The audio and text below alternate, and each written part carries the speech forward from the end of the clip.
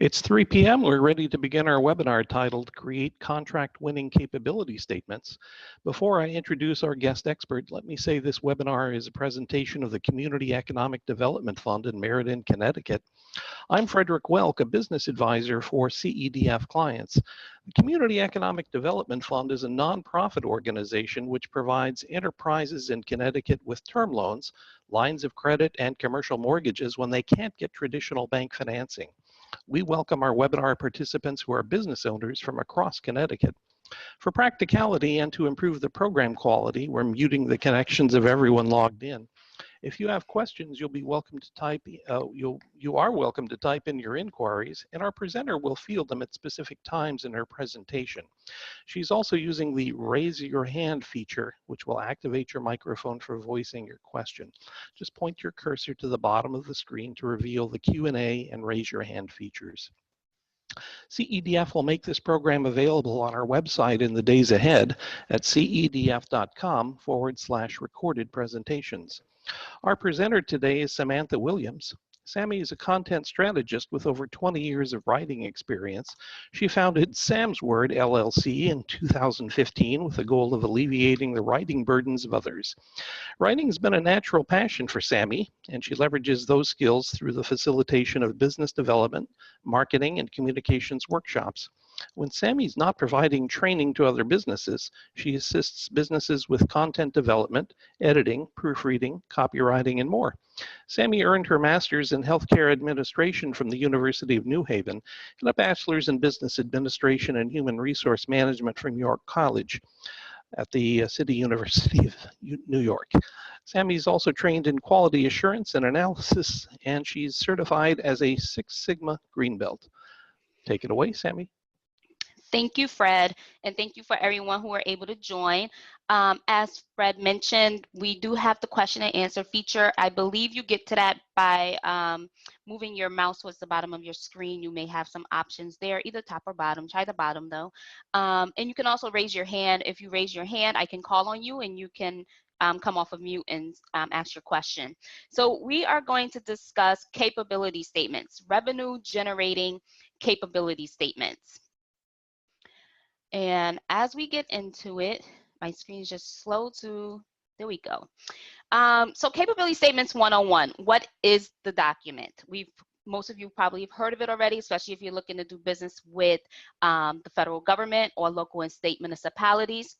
So what it really is a one-page marketing document. It's going to quickly inform your reader of your company's purpose. Lower you see it says it's like a resume for your business, and like a resume you want to keep it to one page unless you have to use 2 pages. And if you end up using 2 pages, you want to make it front and back. You don't want it stapled or anything, but again, it should be a one-page document for your business. And it should be informative and targeted and used as an attention-gaining tool. And being informative and targeted, that means you're presenting this capability statement to agencies that you're interested in doing business with. That means it needs to target a specific opportunity that you've identified. So you're not just going to send your capability statement to anyone, the same capability statement, all agencies get the same document. It really needs to be tailored and targeted. And it's specifically designed for doing business with the federal, and municipal governments. It's very different from corporate America and non-federal businesses. The federal government and state and local municipalities, they talk a certain language. They use certain terminologies and codes that we'll go through later. And so your capability statement must demonstrate that you understand how the federal government and municipalities do business. So it is essentially a resume for your business. It's going to highlight all the important facts about your company, your accomplishments, your past performances, anything that would indicate that your firm is the company that should be selected for the contract that you're going after. So who needs a capability statement? It's really for a niche group of businesses who've decided they want to do business with the federal government or state and local municipalities. If you're not interested in doing business with these agencies, then you don't really need a capability statement. But I personally recommend that you use a capability statement or another type of document so that you can document your past performance and your company details, because that's what the capability statement is going to do. It's going to track your business accomplishments and milestones. Because similar to your professional resume as a job seeker, we've all been in situations where you're trying to update your resume for a particular opportunity, but you haven't updated it in a while and you can't remember the year certain things took place. You can't really remember the names of awards you've received and recognition that you had. And so for your business, you want to use this capability statement. It should be a living, breathing document that you're continuously updating and making sure that it's relevant for those opportunities that you may be going after. Okay, and remember, don't be a quiet bunch. Use your question and answer feature and raise your hand if you have questions. I want to make it interactive and talk to everyone who's joined today. So basically, why should you care? You decided you want to do business with the federal government or state and local municipalities, but why should you care about putting your information on a capability statement? The first reason is the United States government is the largest global company. They do business with everybody. They buy every type of product, every type of service. And as you can see here in 2017, they spent nearly $106 billion in small business contracting. And that's separate from big business, mid-sized business. That's only $106 billion that was spent in small business contracting. So you can see that there is funds available. There are plenty of opportunities available for small businesses to do business with the federal government, but you have to make sure that you have what they're looking for in your capability statement. Also, we know that on a daily basis, there's over $1 billion in new opportunities that are added to the service sector of government contracting. So that's just services. That's not the procurement of products and goods and materials. That's just services alone. And I believe the next slide or another slide will show some of those different services sectors. And you can see what your company does and where it may fit in. So the federal government signs over 11 million contracts a year. 11 million contracts. So there are opportunities out there. And it's all about, one, identifying how to find those opportunities. And then once you do, making sure that you have the documents in place, like a capability statement, to highlight your firm and your accomplishments and what you can bring to that agency and what they're looking for. So what is the government buying? They're buying everything. The federal government, local and state municipalities. If you can think about it, there's a need for it for the government. So those are products, services, social services, medical services, education, and training. If you ever browse any of the government websites where they put their solicitations out, their contracts and bids, you would see that there are literally thousands of opportunities out there. So in 2017, these were the top buying categories. They're still working on 2018 data. So we have the 2017 data. So you can look and see where your firm lies, what your specialty is, and how much the federal government spent in your particular industry. So facilities and construction, they're the highest. That's expected. The government spent $72.1 billion. But then you have medical, which is a broad category. They spent $33.2 billion. And these are all in the billions, if you notice. So, it's all about making sure your capability statement is crafted in the right way so that you are positioned to get these opportunities when they come up.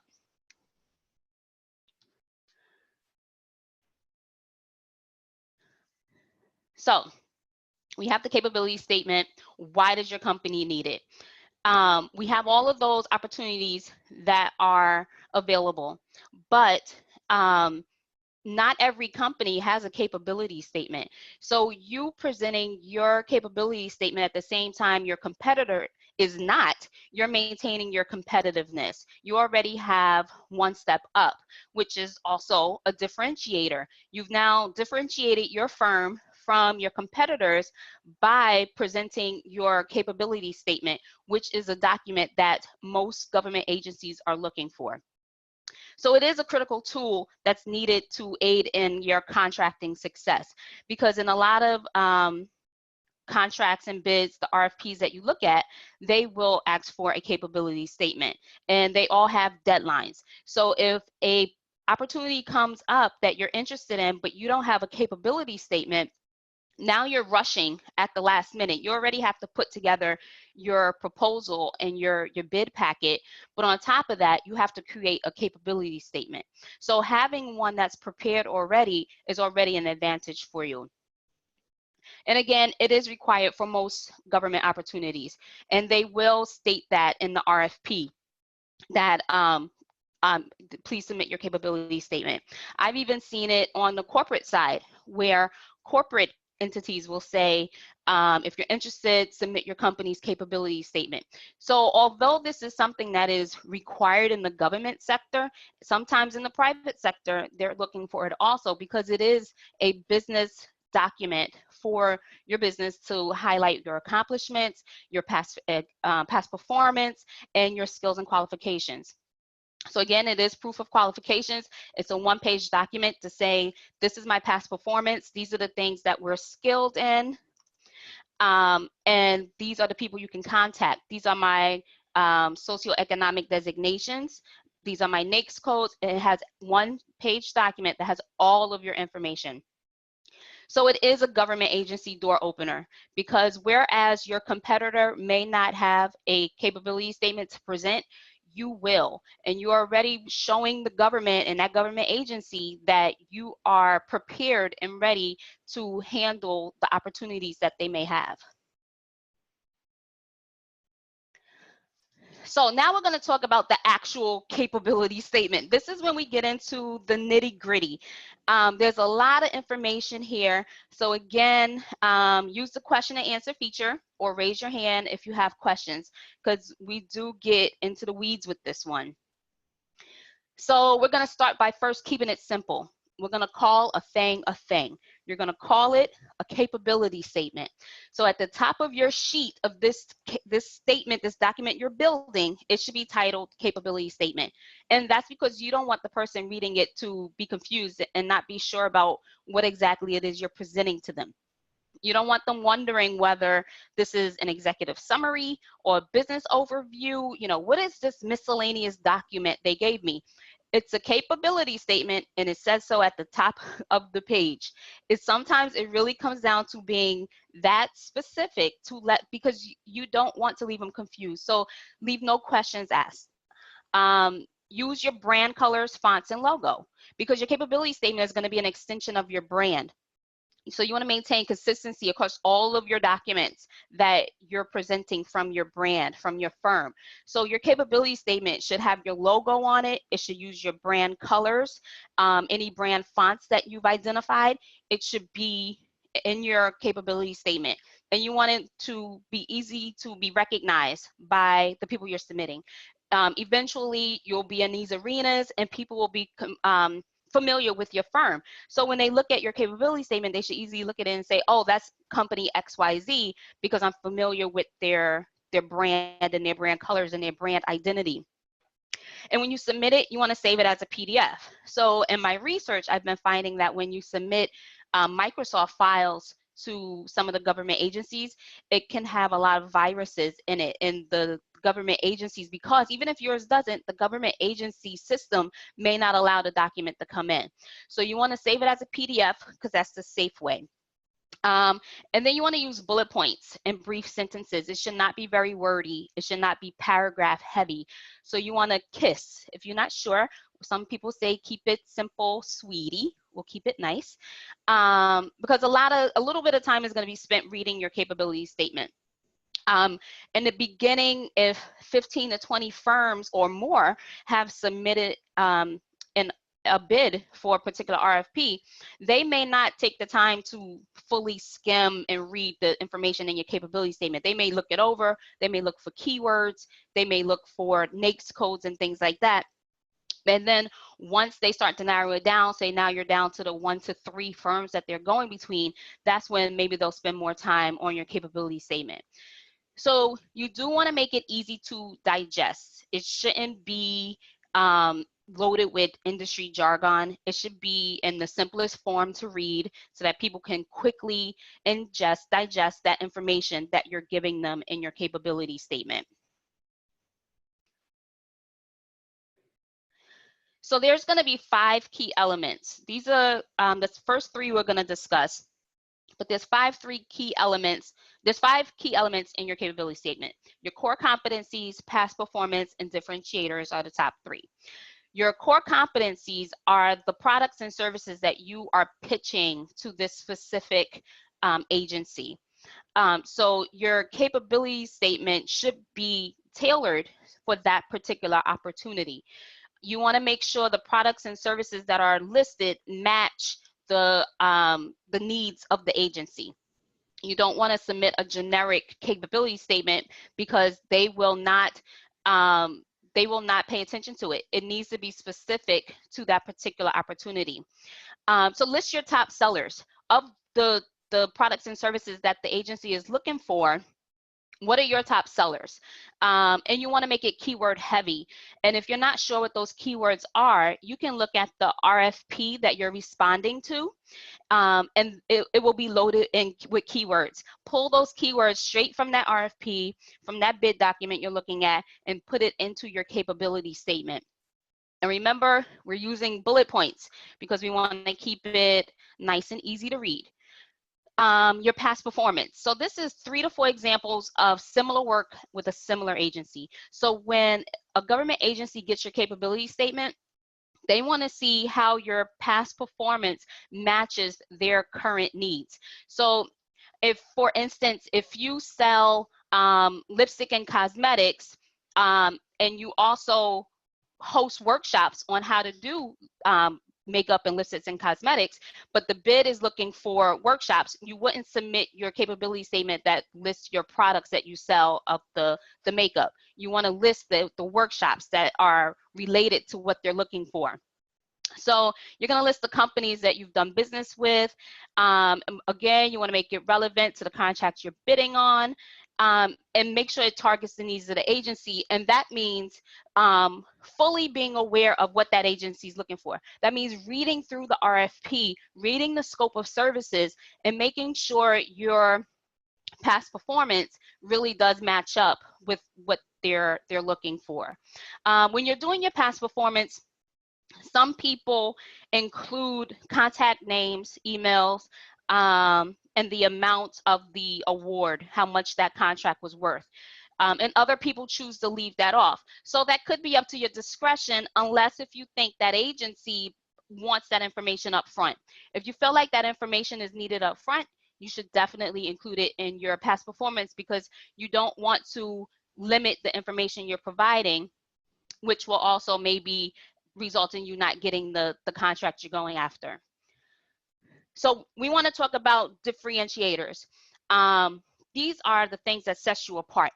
What makes you different? Why should they select your company to do business with? 6 other companies that do the same exact thing have submitted a response to the RFP. So why should they select you? And then you need to think about how you can exceed their needs, not just meeting their needs, because when you respond to a bid, you're indicating, your response is an indication enough that you can meet their needs. But your differentiators should say how you can exceed their needs and how you can do more and above what your competitors are able to do. So as we covered this, do we have any questions on the core competencies, past performance, or differentiators? We have a question. Yvette wants to know, can the past performance include individual clients with recommendations such as ones you post on LinkedIn? Is this appropriate to use? So I would say the recommendations you have on LinkedIn, as you're building your past performance, you have to start somewhere. So I would say you can leverage those recommendations that you have on LinkedIn, but make sure that whichever recommendations you include on your capability statement, you've talked to the representative from that company, whoever it is you've done business with, to say, I want to let you know I'm submitting for some government contracts, and I put your name down on my capability statement for past performance for doing this particular job. And you may want to level set with them. You know, remember, I did this job for you at this time for this award amount. That was what you were paid, and it was satisfactory. So just make sure that you guys are in sync of what's happening, because the government agency representatives, they will contact the people that you list as your past performance. So you want to make sure that those people are aware that they're going to be listed. Okay. So then we look at another category. Oh, you're welcome. The other category that's going to be listed is your corporate data and your industry codes. This is where you really start to understand if you have what it takes to even start doing business with the federal government and state and local municipalities, because you have to go through these processes to establish these codes, to understand where you fit in and what industry, and how you can be of service to the government. So they want to know your company size. Are you a small business? Are you a mid-sized business? Are you a large business? They want to know your annual revenue, because depending on your annual revenue, government agencies may or may not do business with you. So if there's a lot of agencies where you have to have a revenue of 500,000 to $1 million or more. Otherwise, they think you don't have the capability and capacity to meet the needs of the contract that they have available, which is good too, because you start somewhere. And a lot of times doing business with the federal government, you start by subcontracting for primes. So those primes are going to have the bigger annual revenue, they're going to be more likely to get that government bid that came out, but you can subcontract for those primes as you're growing your company. And then the number of employees. And that also includes your 1099. So if you don't have employees, you only have 1099s, you want to be sure to list that also, because you don't want to limit yourself. Again, your competitor may say, I'm the employee, the owner, and I have 4 employees, whereas you would say, I'm just the owner. I have several 1099s, but they're not employees, so I'm not going to list them. But the government agency may say, oh, your competitor has more bandwidth and more capacity to meet the needs of the scope of services for this contract, whereas you're just you, because you didn't let them know that you do have 1099s that you can also call in for help. Then we have the codes, right? We have the DUNS number, the cage code, and the EIN. Some of you may not be familiar with the DUNS number and the cage code as of yet.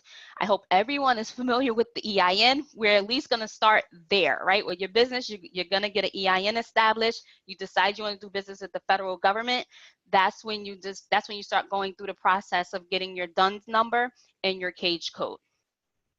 You also want to list your socioeconomic certifications, because those are also a differentiator for you. It can help you get opportunities that other companies may not get because they're not certified and they don't have this designation for their company. And also, if you accept credit and purchase cards. It seems like insignificant that you should have to add this, but this is the federal government, and when we start thinking about the government and how the government processes information and payment and things like that, they want to know when they look at their capability statement, that you are able to accept credit and purchase cards, because a lot of the government agencies will pay with a P card, the purchase card. And we have a couple of questions. Yes, Yvette asks if I can describe what a cage code is. We are going to go into detail about all of the different codes. And I think that's in 2 slides, if I'm not sure. Yeah, so first we're going to finish up the corporate data. So again, with your corporate data and your industry codes, Yvette, here's more codes for you. We have the NAICS code. A lot of people are familiar with NAICS codes. On your capability statement, you want to make sure your NAICS code is listed first. A lot of companies have multiple NAICS codes. So you list your primary NAICS code first, and then you list your additional NAICS code after that. And you want to make sure those NAICS codes that you list are applicable to that contract that you're going after. So if you lay sidewalk, but they're looking for someone who builds bridges, you want to make sure that you use the appropriate NAICS code for the person who's building the bridges. They don't care about the sidewalks. And if they see that the wrong or different NAICS code that they're looking for, they may automatically disqualify you and say, well, you use this NAICS code and that's not what we're looking for. So make sure that you're listing your primary NAICS code first, and then the additional applicable NAICS codes after that. The NIGP, that is needed when you're doing business with the local and state municipalities. I've never seen a federal RFP that asks for an NIGP.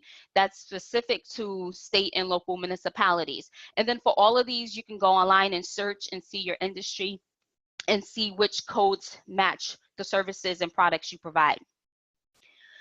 Your capability statement should state that you are SAM active. If you are, and you should be SAM active, that is the System for Award Management, SAM.gov. That's SAM.gov. That is the government vendor database. When you're doing business with the federal government, all transactions will take place through SAM. So your SAM account has to be active, and it needs to be indicated on your capability statement that it is.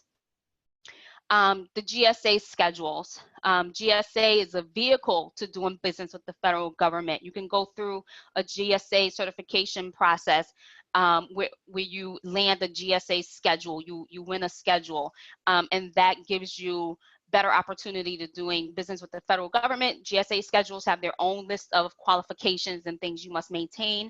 But if you have a GSA schedule, you want to list those contract numbers on your capability statement. And it's the same for any state contracts you may have. If you have state, local, municipality contracts that you've already that you've won, you want to list those contract numbers on your capability statement also. And then GSA is just one vehicle. So if you have other federal and state contracting vehicles that you're using, those should also be on your capability statement. And contact information is the last category that you're going to have on your capability statement. You need to list the contact person. So when you're in a smaller company, the same person may be doing your procurement, bidding, and contracting. As your company grows, which they will, you may now have different departments. So if you have someone, 3 different people doing procurement, bidding, and contracting, their contact information needs to be listed on the capability statement. That's their first and last name, email address, and phone number. Your address should be listed on your capability statement. This is your mailing address and your physical address.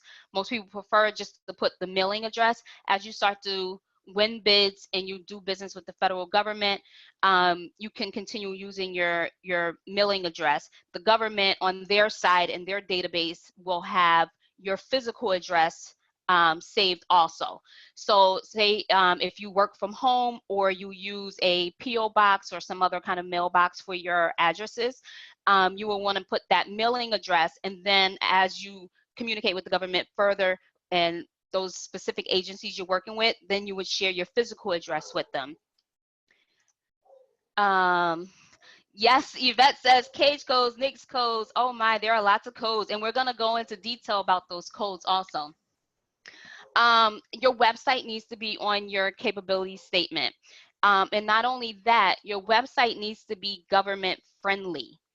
And so a government friendly website means that 1, your capability statement is on your website. That's 1.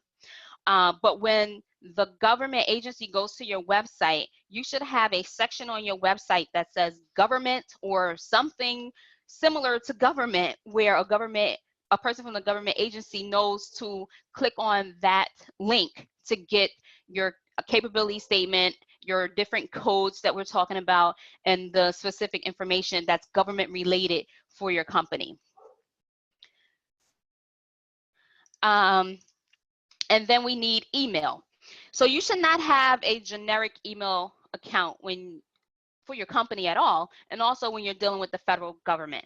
They want to see a business email account listed. So it should be your name or your initials at companyname.com.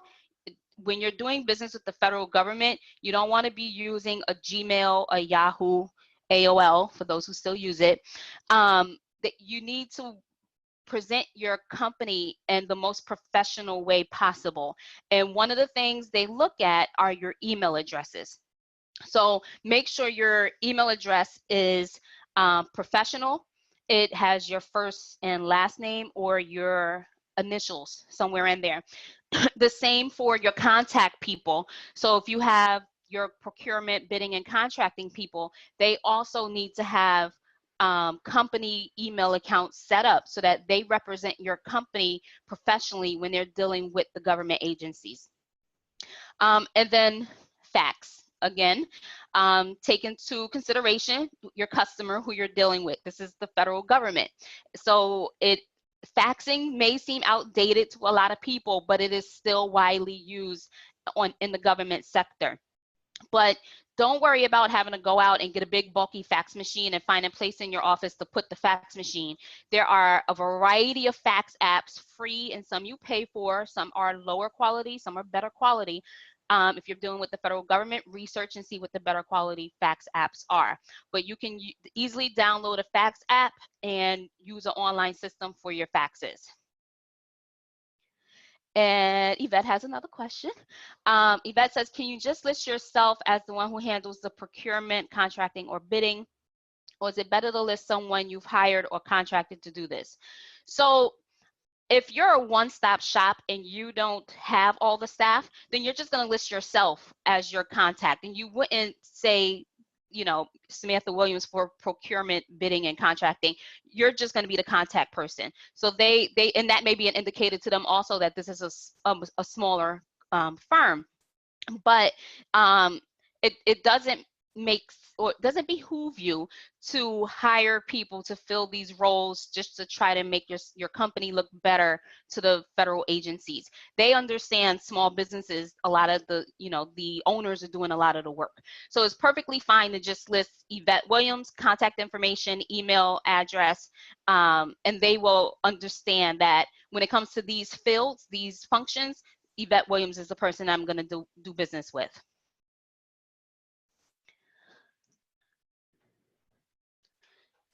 So we'll just go, there we go, industry codes. So Yvette, I know you had a lot of questions about the codes. We're getting to the numbers now. Your DUNS number, that is created by Dun and Bradstreet. They're known by D&B. But the code itself is called your DUNS number. It's a 9-digit number, and it maintains your business credit file. So just like you as an individual build your individual credit report, Dun and Bradstreet, D&B, they maintain and build your business credit report. So just like personally, any company can go and pull your credit file and see how you're behaving on your credit. Any company, the government agencies, state and local municipalities can go to D&B and pull your business's credit report file also.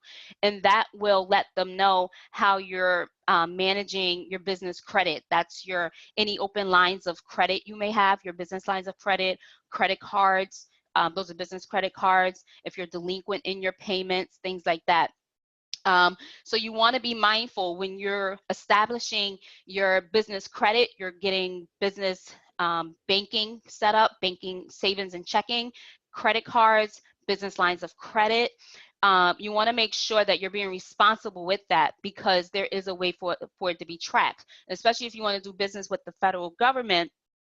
They will pull your credit report.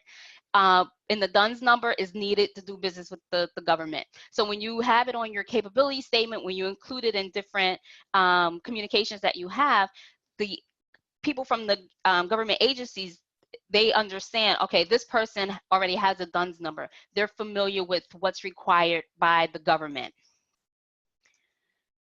Yvette says, does every business need a DUNS number even if it's not doing business with the government?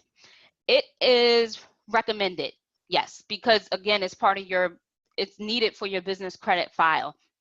And so even if you're not doing business with the federal government, if you're looking to open a business line of credit, some applications will ask you for a DUNS number. When you're looking to do business with corporate America, for say, or if you're looking to get certified, because we're going to go through the certifications also. So if you're looking to become, get your business certified in a certain designation, they will also ask for your DUNS number, because it's almost the bare minimum, like the EIN. The EIN, you have a business, you're going to have an EIN set up. The DUNS number is that next level to say that this is a responsible business owner. They understand what's needed as a business owner. Your CAGE code, that is the commercial and government entity number or code. And that's a 5-character business ID. It will be letters and numbers, and it's generated through sam.gov. So I mentioned sam.gov earlier, the system for award management. This is the system that the government does business in. So if they contract with you, if you win a bid, communication and transactions are going to be done through sam.gov.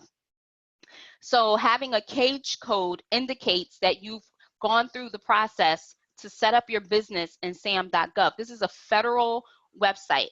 You have to update it, I believe, annually. They just added a new feature to it where you have to send in a notarized form and it has to be accepted. Before, there was no notarized forms and all that needed. You can do everything online. Now they're strengthening, it's the government, so they're strengthening their system. So having a CAGE code created by sam.gov is an indicator that, again, you're ready to do business with or you may be ready to do business with the federal government, that you understand the government's requirements and you talk their talk. You talk their language, you understand what they're looking for.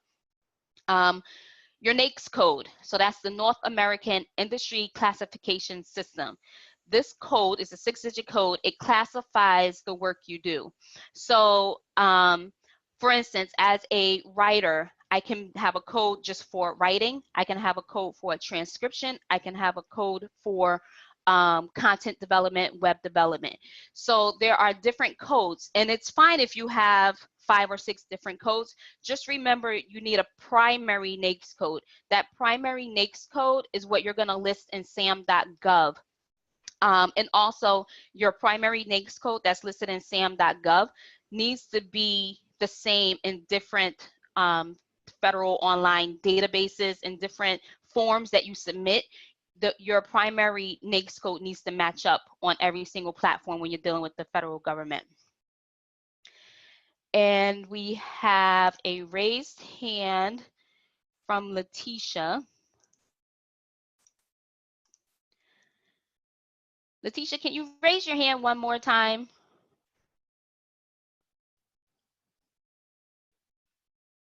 I don't have the notification anymore.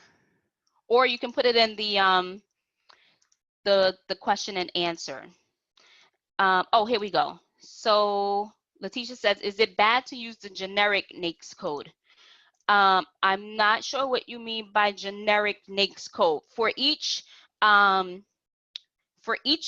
work that you do, service or product that you provide, there's going to be a that 6-digit NAICS code. Beyond that NAICS code, there may be subcodes. So the primary one for the category, I think this is what you're talking about. For the category, there may be a primary code like 561000. And then underneath that, depending on the specific product or service you provide, it may be 561201, 561202, 561203, and each one of those are going to list a specific product or service that you provide. So it's perfectly fine to list the generic one, the one that covers that whole category, but it's also better if you can dig a little deeper and say what is the specific product or service that you offer. Because, for instance, if you go on the websites where you can look for the federal bids and you put in that primary, say 561000, there's going to be a lot of RFPs that come back for you to look through if you're looking for bids to submit to. But if you're more specific in that NAICS code and you say 561202, it's going to bring up that one particular job classification that you have. So that's a way to narrow it down. So for your capability statement, you can definitely list the more broader one, but then I would also look at those sub NAICS codes under each of them and see which one more directly matches up with the products and services that you provide. And let me know if that answers your question. And then we have the NIGP, that's the National Institute of Governmental Purchasing. And these are commodity codes. They're 7 digits. And remember, those are used for state and local municipalities. The federal government is not going to be asking for an NIGP. They're going to be looking for the NAICS codes. Your EIN, that's issued by the IRS. Again, I hope everyone's familiar with the EIN. It's a 9-digit code, and you need it for tax-paying purposes. And it's also recommended that you take these numbers and you put them on your business cards. Some of you on the call, you've seen my larger business cards and my smaller business cards. This information is on my smaller business cards, and I give them to government agency personnel when I meet them, because again, it's another extension of my brand. And if one, they're going to get a capability statement, but say they throw that capability statement away and they keep the business card, they still have all of my codes listed there. I also have my socioeconomic certifications and designations on there.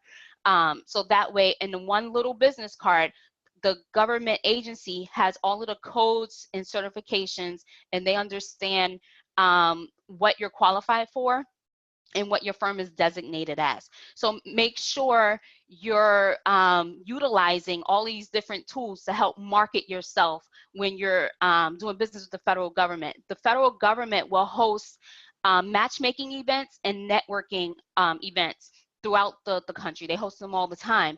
And so when you go to these events, you need to have your capability statement tailored to the companies you're meeting with and the opportunities that's available with each. And you want to have your business cards that have your codes listed and your socioeconomic designations also.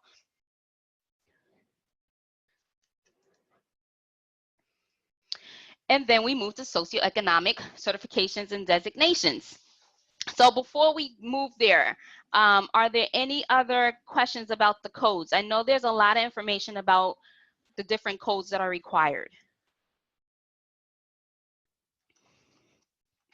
Okay. So socioeconomic certifications and designations, this is a fun topic. I do love it. I talk to people all the time about getting certified. One of the main reasons is because it's free. So besides we have the GSA schedule here and the All Small Mentor Protege program. These are the only 2 that are not socioeconomic designations, but they are vehicles to help you get those government contracts. So you can have a GSA schedule and also have these certifications, which just makes you even more qualified for certain opportunities that come out. So we have the hub zone. So that is the historically underutilized business zone. So the federal government has a map of the entire United States, and on that map they have these hub zones listed, and these are areas where there's not a lot of business taking place. So if your company is located geographically in one of these hub zones, you can become hub zone certified. The same for the SBA, as you can see, has a lot of certification programs. One is the small disadvantaged business. So on their website, they have the criteria listed. So you can go through the checklist and see if you qualify as a small disadvantaged business. So first is being a small business, you could be certified, and then a small disadvantaged business that you can be certified as. You can also be a certified woman-owned small business. You can be a economically disadvantaged woman-owned small business. There's also the 8A certification, which is a lot harder to get than all of the other certifications. They have a very strenuous process that you have to go through. And then there's the service disabled veteran-owned small business certification. So those are for the veterans who have a small business. The small mentor protege program, once you find a contract that you're going to receive, that's when the SBA will help you connect with a mentor to help you guide yourself through that, your first few contracts. So once you sign up for a small mentor protege program, that acts as an additional vehicle to help you get those opportunities that are available. I'm not sure if you guys have ever seen any of the opportunities that are listed. They will say, it will say designation and it will say small business. So if you're not a certified small business, you can't even, well, you can apply for it, but it'll be a waste of time because you're already not qualified for it. If it's a designated hub zone business and your company is not a certified hub zone business, you're not going to get that bid. So when the government has designations set up, they have a goal that they need to do business with each of these different categories and designations. And so they will say this is only for the hub zone because they're trying to meet that goal of doing business and contracting with hub zone certified businesses. This is only for a woman-owned small business. So if you're not a woman-owned small business and you see that the designation is woman-owned small business, do not waste your time and submit for it because you're not even going, it's not going to go anywhere. So it behooves you to get certified because these certifications are free and they can help you land those contracts that you're looking for. Also, once you're certified, these need to be listed on your capability statement because when the people from the government agency is looking at your 1 page, maybe 2 capability statement, they need to know what your socioeconomic designations are. It can't be a guessing game. They need to know that this is a certified woman-owned small business, is economically disadvantaged, it's a certified small, she has a GSA schedule. These are things that need to be called out on your capability statement.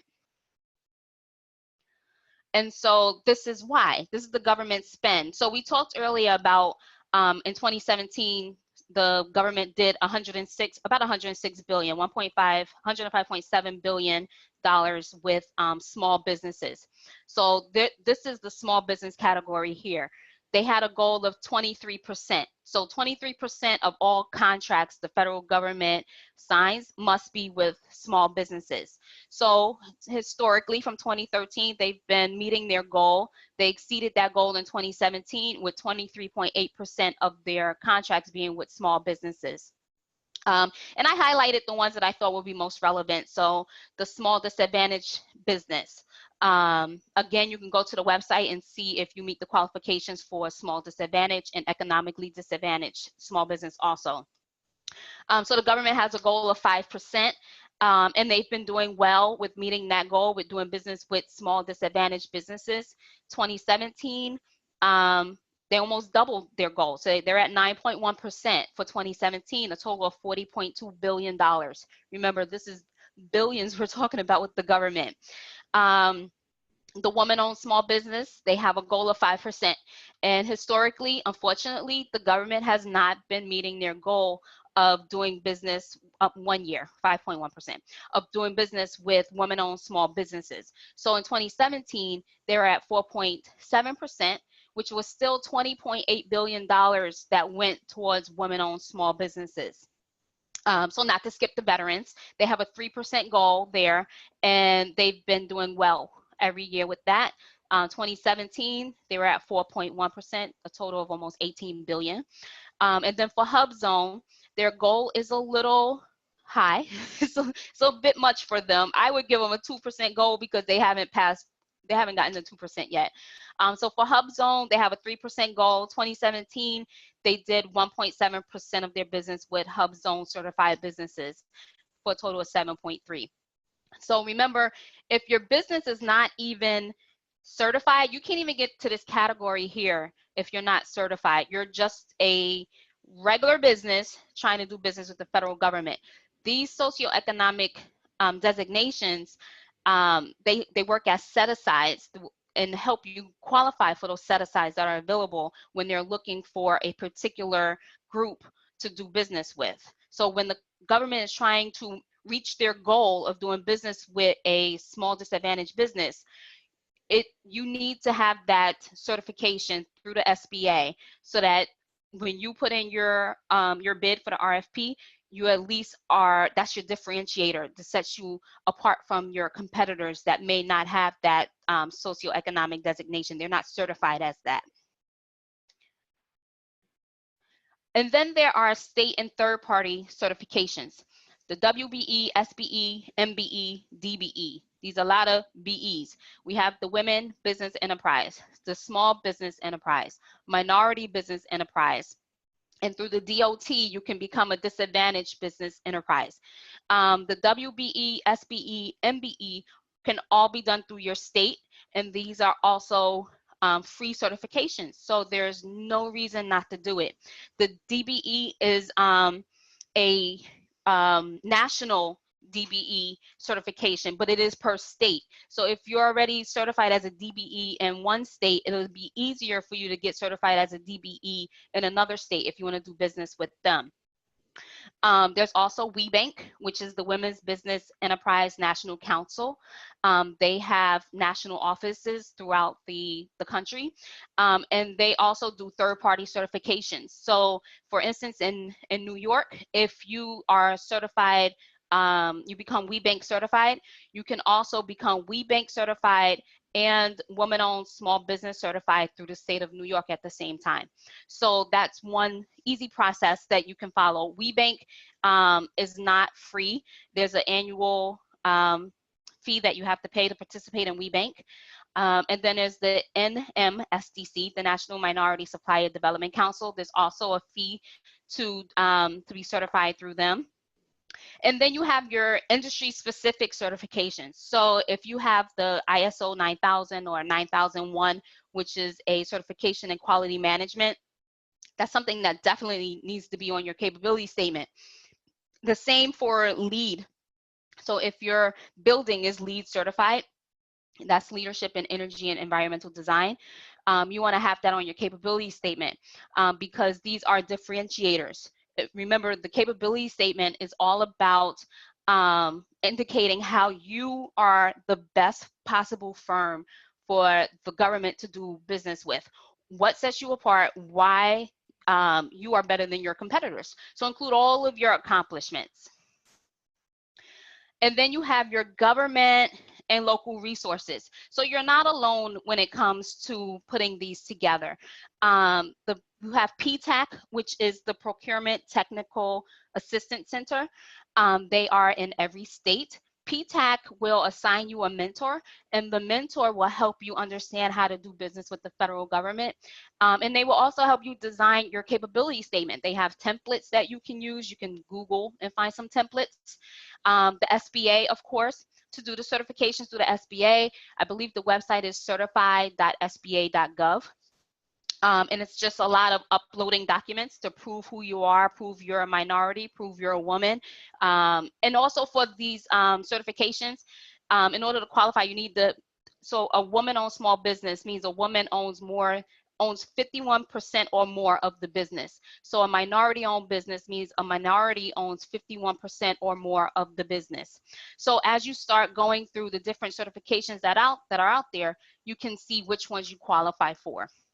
And then you have the SBDC, which is the Small Business Development Center, and they're also in every state. And all of these resources provide one-on-one support and guidance. So you're not alone in this. It is tricky and difficult and cumbersome to do business with the federal government and state and local municipalities, but all three of these agencies are here in your states to help you. So we're towards the end, and I have just some sample capability statements for you guys to look at. So you can see, and I found these on Google, but you can get an idea of what you're looking for. You see they have capability statement listed. These are the capabilities. Over here on the side is your company data. And government agencies, they're used to looking in one particular place for all this information. So here they have their license numbers, the EIN, the certifications, the industry certifications, NAICS codes, CAGE codes, all these other codes, contract number, contract vehicles. Here's your contact information. Here's past performance down here. So here's an example of how they list the past performance. This would be company name, project, contact information. These are the differentiators, and you can see they're all in bullet points. So this is the most paragraph heavy section of the capability statement, because that's really like a summary of your organization, what you can provide. This is a capability statement that I really love. They have a lot of imagery that they pulled into it. They have their DUNS number up here. CAGE code is at the top. The website is here. See the email address. So it's a person's name at the company. These are all their certifications and specifications, their core competencies, the past performances, and the different government agencies that they've worked with, the NAICS code, and PSC codes. So depending on your industry, you may also need a PSC code, and you can see their PSC codes are for screws, bolts, studs, nuts, and washers. And I have one other one, another capability statement. And so this one, for their past performance, they pulled in the logos of the companies they've worked with. They have 1 or 2 sentences for what they did. Here's the NAICS codes, and they also listed out what each NAICS code is for. And this one is a woman-owned small business. That's the socioeconomic status. And these other ones didn't have that. So you can see how a government agency could look at this and say, all right, this one meets the designation that we're looking for. And so that brings us to the conclusion. Fred, I'll hand it back over to you. But I think everyone, if you have no other questions, we have a couple of minutes, so if you have a couple of questions, you can throw them in the Q&A or raise your hand. Otherwise, Fred, I'll hand it back over to you. Well, I don't see any questions that have come up. So Sammy, this is terrific information for any small business that's trying to improve their lot. And we thank you very much for sharing such a terrific, understandable outline. So why don't we tell our participants how they can reach you in case they have further questions in the future? So if you have any questions, you can shoot me an email, writers@samsword.com. I look forward to hearing from you. Well, at the completion of this webinar, your screen is going to forward to our evaluation form. CEDF relies on grant funding for our educational programs, and your completion of the evaluation form will help our ability to offer future programming. As a reminder, this webinar is a presentation of the Community Economic Development Fund in Meriden, Connecticut. For the 6th year in a row, we're Connecticut's top SBA microlender. We make business term loans at very nominal interest rates, as small as a few $1,000s, and larger business loans too, from a pool of loan capital that's provided by many of the state's leading banks. There are geographic and/or income qualification requirements for the borrowers. You can find out more about all of this at cedf.com. We've recorded this presentation. We'll make it available excuse me, in the coming days at cedf.com/recorded presentations. This is Frederick Welk, and we thank you very much for tuning in.